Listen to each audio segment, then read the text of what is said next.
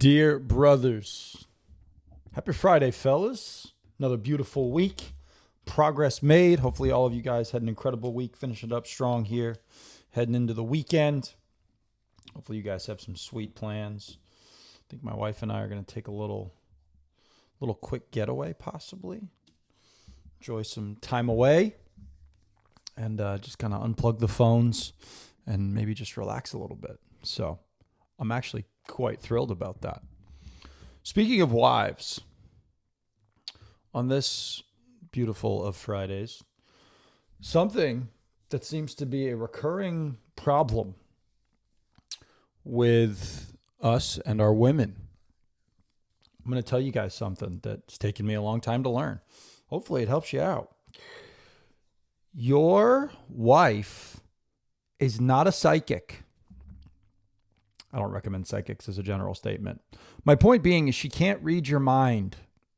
If you have a problem, if you don't like something, if you're struggling with something, if you disapprove of how she is acting, if you would like to explain yourself a little bit better to her, if you want her to understand you better, if you would like her to change her ways in some capacity, if you have expectations of her that don't seem to be hitting, if you feel like she needs to have different expectations of you, if you feel like you need help with something, you name the thing. If you don't ask or tell your wife about it and you get upset that she doesn't know or understand, it's probably your fault. Don't get it twisted. I understand that we all have our differences. Men and women are totally different. It's just been that way since Adam and Eve. We're different. Totally okay. What my point to you is that it's okay to be like, I don't understand why they act that way. Okay, that's one thing. But what's not okay is, I'll give you a simple example. Once upon a time, I dated a young lady who, by all means, dressed in a more promiscuous manner. She never had a problem showing herself off. And at the time I was young and I thought that was the coolest thing in the world. I'm like, oh, I'm dating this hot chick, yada, yada, yada, blah, blah, blah. However, when we were in public, every single eye of every single male was always on her. And I didn't like it. And the more that I thought about it, the more I was like, I'm not, I'm saying this to myself in my own mind. I don't like that everything is out there for the world to see. I don't appreciate, or I don't like the immodesty that's occurring with her. And it bothered me more and more and more and more. And eventually one night, I just snapped. I was like, this is bullshit. You're putting yourself out there to the world. Who do you think you are?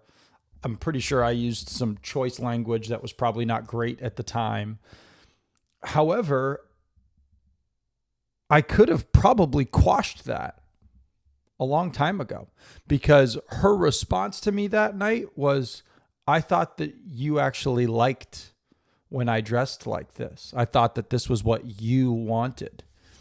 And I'll be totally honest, she was incredibly sincere with that statement. That doesn't make the immodesty okay by any stretch, but she actually thought that that's kind of what I was looking into. And in fairness, I had probably said that to her on far too many occasions, like, ooh, you look really good tonight, or ooh, whatever it ended up being. But on the inside, I was like, I hate this. I don't like this. I don't like that men are looking at you this way. And instead of us having a little conversation about, hey, I would really prefer if you dressed a little bit more modest. I remember even my family mentioning it. But if all I could have said was, hey, I would really prefer if maybe, you just were a little bit more modest with what you dressed in. It bothers me. I don't want other men looking at you in that way. You're my girlfriend at this time. Like, I want to, I don't want the world to see you. And that little knockout, drag out fight could have been avoided. And that was a big blister in that relationship that ended up, not all too shortly thereafter ending for a host of reasons. But I'm just using that as the example. I can find 100 examples with my current wife, with the only wife I've ever had, current wife, yikes. Speaking of something I could get in trouble for, I promise. I've only been married once to my single, uno, beautiful, gorgeous, wonderful wife, who probably won't listen to this. So, anyways, nobody be tattling on me. But my point is that with my wife, I am very conscious about if something is awry, if I don't like something, she is the first person that is going to know about it. If I don't like something she's doing, if I don't like, we actually had this conversation not long ago, and I'll use this example, and she won't be upset with me telling you, but she was having a hard time getting up in the morning so that we could get into the gym. And it was a new kind of transition for us. Historically, we'd worked out at night when she would get out of work because of just how our schedules played out. But we transitioned to the morning because it's just better. At nighttime, we can spend more time together. And so she was struggling to get up in the morning, and because I would get right up, I'd be out the door, I'd go downstairs, do my stuff. And she was just having trouble getting out of bed and would just, go right back to sleep or what have you. And so after this happened like once or twice, I was like, hey, like, I want you to understand that, we committed to getting up in the morning, getting into the gym, doing it together. And, I want to help you be able to do that. I want to be a part of this with you. I want to help you do it because it's something you said you wanted to do. But it feels like you're like bailing on that right now. I don't like that. Can you tell me what I can do to help you, get up in the morning? What can I do to help you, figure this out? Do I need to flip the lights on? Do I need to do this? Do I need to do that? I was like, because it hurts me that, I'm getting up and I'm being committed to this and I don't have you by my side. Like, I want to do this together. And she kind of gave me this look and was like, I wasn't really sure if you actually wanted me to get up with you. I just thought you were kind of like, hey, I'm going to get up and go work out. And she was like, I didn't feel fully invited, if you will. And that may seem like a silly thing. People might be like, well, she should get over it. Well, yeah, I mean, you could make the argument that maybe she should get over it, but I would make the argument that I should have been more forthright about like, hey, I want to do this with you.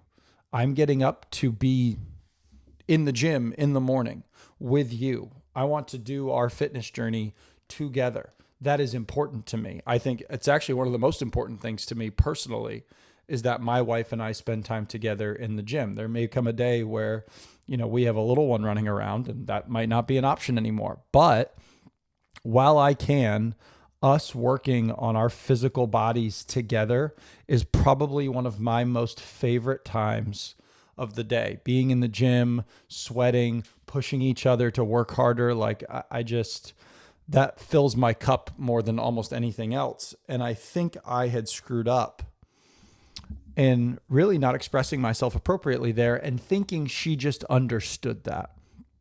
And again, those two examples of my old decade ago relationship, and then, with my wife currently, those are silly examples, but all of you can come up with something where you thought that your wife knew something, or you were putting off talking to her about something. And all of a sudden it kind of comes back to bite you, or you just keep shoving stuff under the rug. I don't know how many more times on the show I can talk about, probably for a long time because it's important. You cannot put things under the rug. You cannot throw your skeletons in the closet. You have got to be upfront with your spouse. You have got to communicate with your spouse. Communication is always the name of the game. If something is bothering you, you must talk about it. If you don't feel good about something, if you're upset about something, if you're like, hey, I don't like the way you treated me in that instance, guess what? You need to say it. You have got to stop being passive in your intimate relationships, most specifically with your spouse. And so I really want to encourage you guys today on this wonderful of wonderful Fridays that if you have something you do not like or something that you want to see changed, or you are upset by something that your spouse has done, immediately communicate that to them. I'm not saying that if you're in a big group setting and something goes on that in that setting, you're going to berate your spouse. You never do that.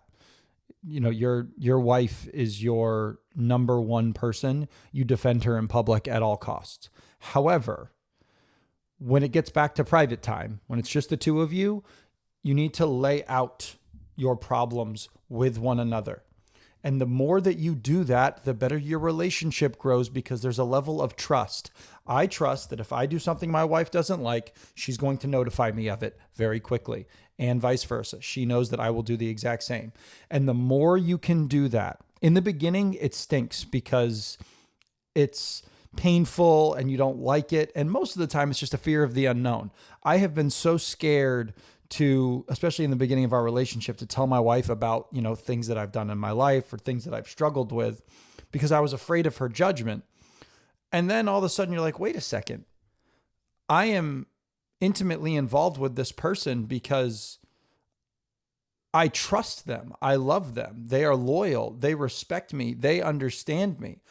Who else could I bring this stuff to? Obviously God, but down here, like, my wife is the person that should know all of those things.